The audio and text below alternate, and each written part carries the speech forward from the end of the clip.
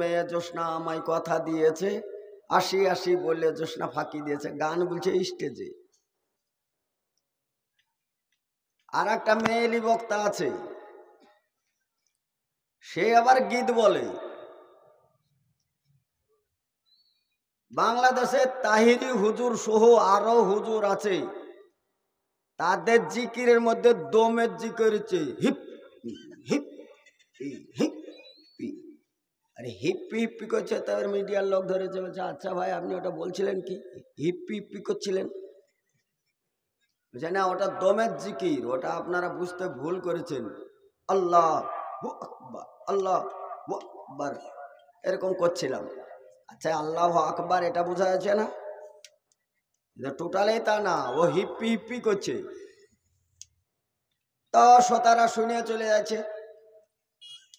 তাহেরি এক কাপ চা নিয়ে বলছে চাটা খাবো, অনুমতি আছে? একটু খাই। কি রঙ্গ তামাশা চলছে এসব? ওটা পূর্ব বাংলায় চলছিল, এখন পশ্চিম বাংলায় চলছে।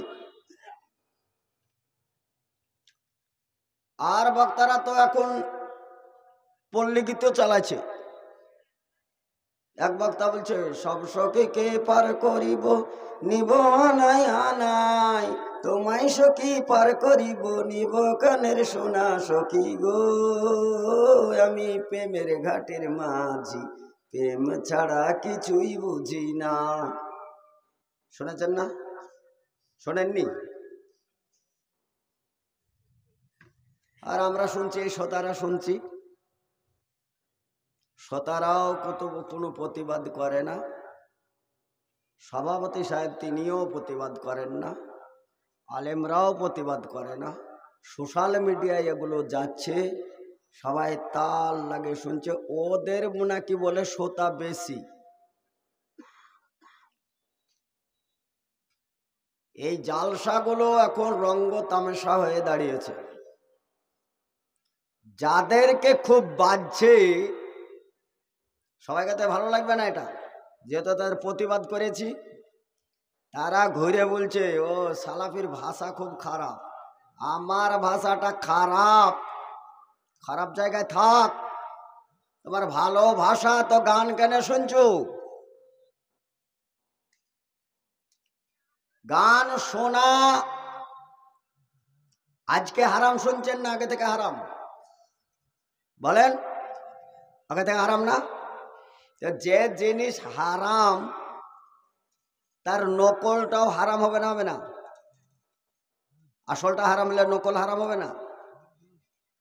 শুয়োরের গোশত খাওয়া মুসলমানের জন্য হারাম। যদি বলে গোশত খাচ্ছি না, একটু চর্বি খাই, খাওয়া যাবে?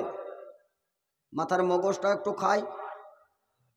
যেটা হারাম তার মগজও হারাম, তার কলজেও হারাম, তার ফসকেও হারাম। হারাম থেকে কোনোদিন হালাল হয় না। কোন বনেরই পাখি তুমি গো, ও কোন বনে থাকো। গান কেন সুর দিচ্ছ?